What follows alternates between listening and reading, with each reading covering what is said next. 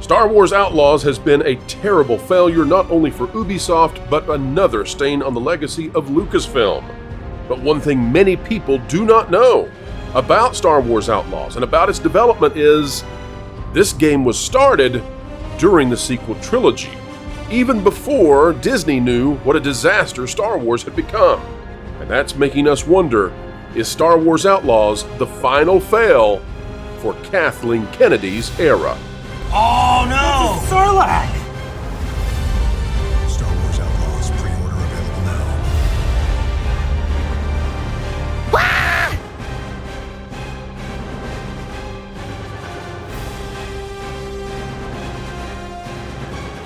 Hello, folks, and happy weekend. Welcome back to the Pro Channel, where we endeavor to explain entertainment, keep you ahead of that culture curve. And today we are going way, way back to explain to you exactly how Star Wars Outlaws managed to come out and attack the fans and lose yet again. We have two astounding panelists with us today. We've got John F. Trent of the Trent Report and ThatParkPlace.com, as well as Culture Casino of Culture Casino Limited, Culture Casino Enterprises, and That Gameplays. Welcome, gentlemen. That's right. Well, thanks for having me. What about Culture Casino Incorporated? I'm working on it. It's the co-op that worries me. And folks, you know what else worries me? When I have two panelists who share the same red shirt and dark-colored hat. Scary, I know. Hey, just was wondering, is this an out-of-season April Fool's joke? All right, guys, we don't have an April Fool's joke here, though. This is for real. Usually, when we're talking about gaming or Star Wars or Lucasfilm or Kathleen Kennedy, we usually don't go to Sports Illustrated. But here we are. This one by Marco Woods. Marco Woods. Let it sink in. Star Wars Outlaws is cleared for release. This came out in July 4th, Independence Day. They were cleared for release. But that's not what you're here for. You're here for this paragraph down here highlighted in the fuchsia. Yes, we know our colors. A team of around 600 employees have been working on the... Wait a minute. I'm just getting word from Jonas. Mauve, ladies and gentlemen. Mauve. I've been corrected. A team of around 600 employees has been working on the Star Wars Outlaws since 2020 with an announcement in early 2021. Marketed as the first Star Wars open-world game, a mix fans of the iconic franchise have long dreamed of. Title and gameplay were first unveiled in 2023. And oh, by the way, dear Star Wars MMORPGs, you're no longer considered open-world games somehow. But, gentlemen, the thing to see here is that this thing had been under development since 2020 with 600 employees. I'm told that the pitch was made for Star Wars Outlaws back in 2019, which makes sense. You wouldn't imagine that early in 2020 with the pandemic that there would have been pitches for giant video games. So would have been crazy to start that in the middle of a pandemic. So it makes sense that in 2019 the pitch had happened. And that pitch we would assume would go all the way up to Kathleen Kennedy. Now I say all of this because Star Wars Outlaws seems to have broken Ubisoft. Anybody in disagreement there? You guys agree that this one has really sucker punched Ubisoft? Yeah. And none of us are shocked about that. Q2 revenues. None of us are shocked about it. John, are you shocked that Star Wars Outlaws has failed? No, not at all. Oh, okay. Well, prognosticator you are. So here's the deal, guys. Here's what I think, and then I want to know what you think about it. This would have been approved at the tail end of the sequel trilogy actually coming out. This would have been approved going up to Kathleen Kennedy. That's, I think, how we get K-Vess in place of a masculine Han Solo, which, that could have done a pretty good job, I think, of selling games instead of a no-name. Guys, I actually think this might be the end of the Kathleen Kennedy era, and no one's talking about it. I think that Star Wars Outlaws coming out after The Acolyte, that it actually should be the true nail in the coffin. Now, some people are going to say, oh, but Pro, what about Skeleton Crew? Oh, but Pro, what about Andor Season 2? Well, Andor was approved for multiple seasons way back. Then you've got The Acolyte, which was approved way back. We think The Acolyte goes all the way back to like 2017. Guys, I think this is the last approval from Kathleen Kennedy that truly is going to fail. I think this is the end of it. What say you? John, you seem like you're chomping at the bit. What do you have? Well, the Rey movie, as much as it is being put on hold, it is still out there. There's still that that's not slim coming out. possibility. Slim, extremely slim, razor thin. Harry's Razors, if they'd like to start sponsoring us, I guess. Do they do that? I don't know. Anytime, Harry, come on. Yeah. There is that possibility that does indeed get made. I think there's also a game called Star Wars Eclipse that was announced a couple of years ago. I don't really know what's happening with that. Obviously, it has been delayed, and there's some issues with that. And then also you have the KOTOR remake that Saber Interactive is working on after they took that over from Asper, and they looked like they were going to do a lot of Kathleen Kennedy-esque things to that game as well, but we haven't really heard a lot from that. And I think even after Space Marine 2, there was like a brief statement, but it's basically just like, we're still working on it. So we haven't really heard anything about that. That's encouraging. They had Sam Maggs was part of that writing team at one point. So it's unclear. And if you don't know who she is, she's a super woke activist, has worked on Spider-Man 2, I think. And the Spider-Man Miles games. Yeah, hey, John, let me push back. Let me push back on the Ray movie, though. I've got a thought on this. You and Culture weigh in. I think even if the Ray movie comes out, and now we're hearing that it probably will not release until at least 2028, if it even releases, I think that pushes it so far beyond what we anticipate will be the end of Kathleen Kennedy's career that you can no longer say that she was heavily involved. Like, she won't be there to influence it, I don't believe. Now, you guys may say she's going to be there for all of eternity. I don't know. Maybe she's like Sisyphus pushing up the boulder up the hill. I don't know. Maybe we're the boulder. What do you guys think? Well, I mean, to be fair, there are several games on the horizon that are Star Wars based. There's also a remake of KOTOR in the pipeline. He's correct about this Eclipse game. There are more games out there than we probably anticipated. I mean, Amy Hennig was hired to do a Star Wars game. I expect there to be more. You're gonna see whatever they call the follow-up to Jedi Survivor. So I have a feeling that all that'll show up, but the question of the matter is will those be failures or will they be successes? Because we can argue that the Jedi games, the last two, Jedi Survivor and the other one, were fairly successful and kind of followed a winning formula. My understanding is they were allowed to have their own writer and they were separate from Lucasfilm and all of that. Is that right for those games? I can't recall one way or the other. John, do you remember? I don't think so. There's absolutely no way. I played some of the first game, and as much as the people that say they like that game had just as many problems with the lore as The Last Jedi and all of the sequel trilogies have had, at least in my opinion. It has the whole cutting off of the Force and all that stuff.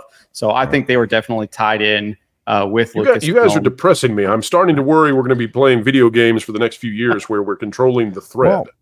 Thread abilities on the way, folks. Well, and again, I mean, even this one is kind of lore breaking in an inconvenient way. As Hannah Solo or whatever you want to call Kay Vess's character, shows up between what was it, Return of the Jedi and Empire, right? That's where this game was kind of fixed.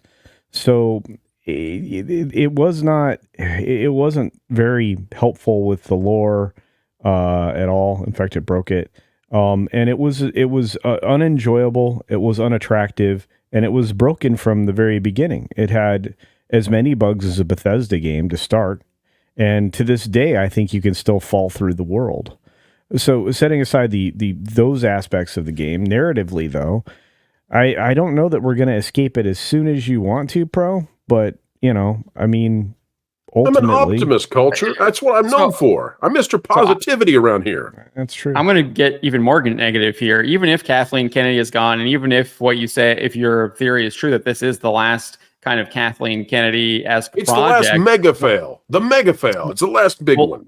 She's also stocked Lucasfilm with all of her quote unquote accolades, right? I mean, she's been talking about this for a number of years, even before The Force Awakens. I always go back to this, the Fortune magazine presentation that she appeared at, where she literally was talking about how she was re-changing the face of Lucasfilm when it came to the people that they were hiring. They were hiring female writers. They were hiring it was all about hiring females, and that's exactly what she's done over there. And so she's remade the entire company in her own image. And so even if she is gone, the people that are there to succeed her are going to be pushing the same agenda. And I mean, we even see this in The Mandalorian season 3. I know there's a lot of speculation that Dave Filoni had a lot to do with that, but I think at the end of the day, regardless of whether Filoni or if it was Forever or whatever, you got what you got, right? And it was what we expect from Kathleen Kennedy's led Lucasfilm, which is all of that kind of feminist agenda. And we saw that even in the finale of the second season, where Boba Fett is just getting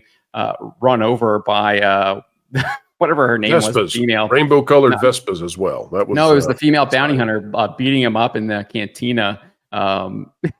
It was just embarrassing, in my opinion. And then the whole like female Avengers thing too. That a lot of people, I think, forget about. But so that's John, all in there. I hope you're happy with yourself. We got people to click on this video with hope, and you filled us all with Kathleen Kennedy. This is Star Wars. There is no hope. They killed it.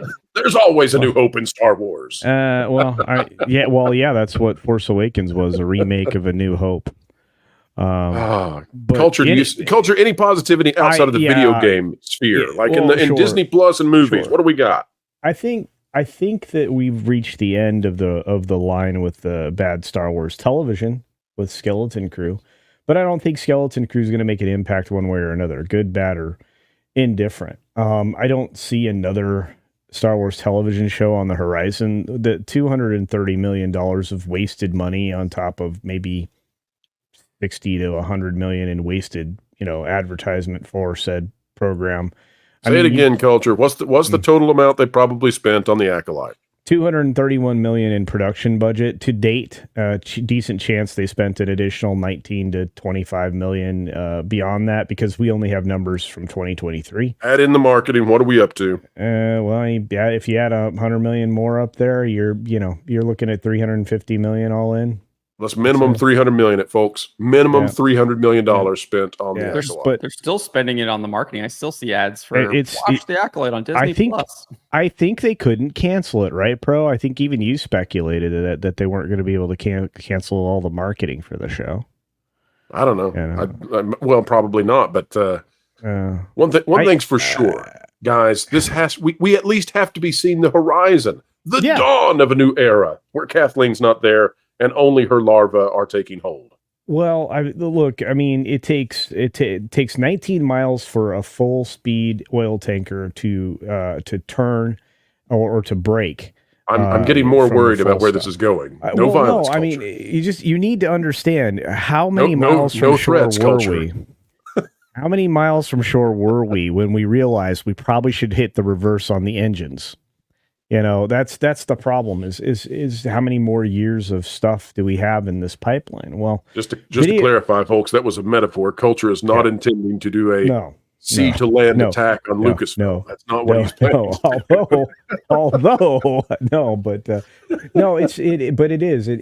It's like it does take a long time to stop the ship from hitting shore, and so I would say that somebody needed to wake up and smell the coffee, the fresh Arabica beans. And wait a minute. What? How did you just pronounce that? Arabica beans. Okay, actually, that's how I pronounce it. Okay, go ahead. Did I say it incorrectly? I thought you put the emphasis on a weird syllable. It's okay. I probably did. I always put the as long as you brew it correctly. It's okay. Well, I brew it properly. But regardless, but the whole goal being is you at a certain point you have to stop. The problem is you already have all these projects spun up and they're going to finish. So how far was the realization that they needed to stop doing this? When did they arrive at that? I think the video games, we just arrived at that with this Star Wars Outlaws. We just figured out that, hey, either Star Wars is broken and will never recover, or Ubisoft's approach to these games is broken and will never recover. Or both. If it's both, then we're in really big trouble. But so there's games. With film and television, I think you're in the same type of pipeline. It takes 4 to 5 years of development to get a video game to market if it's a AAA game.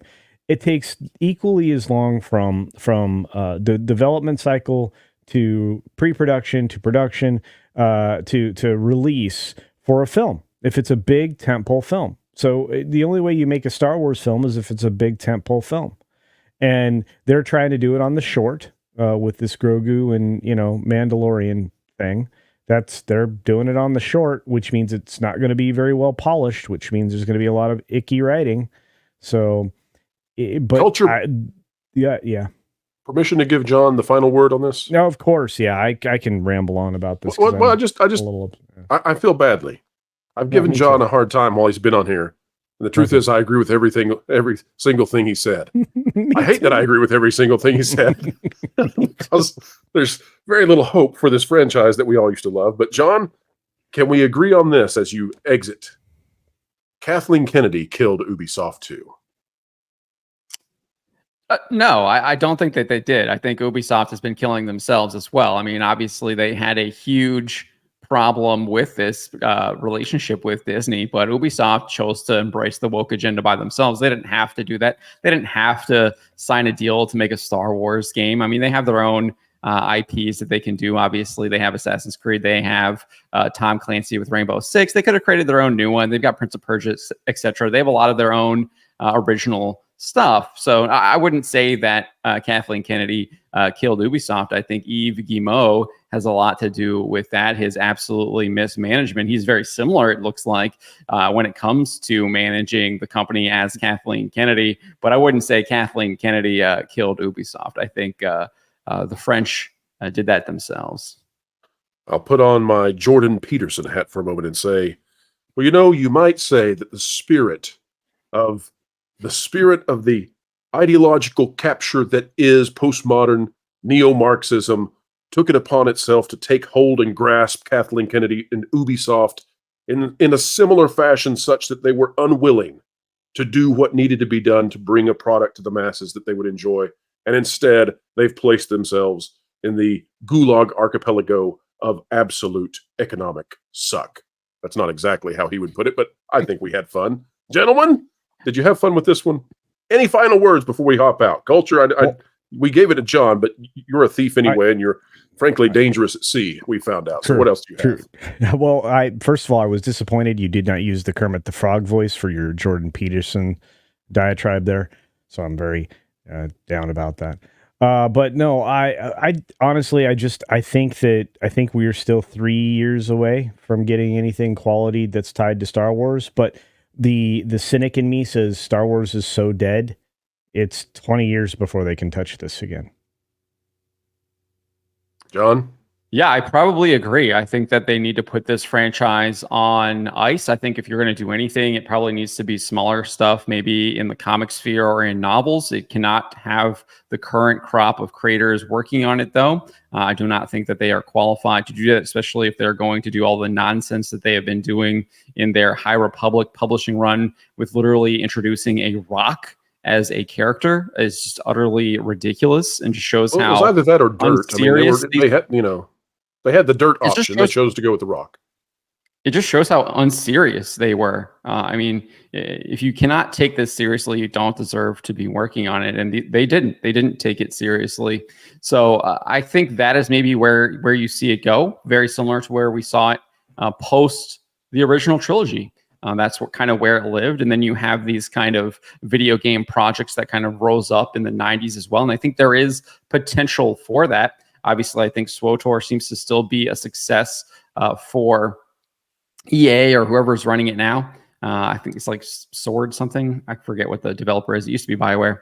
But they seem to still be finding success with that. And I think there are options that they can do on that front, but not with Ubisoft. And we'll see about what happens with Eclipse and some of these other games. But where they're at now, it's just not a good time for that. And I think that they have to go back to kind of those old school style video games is where you do that.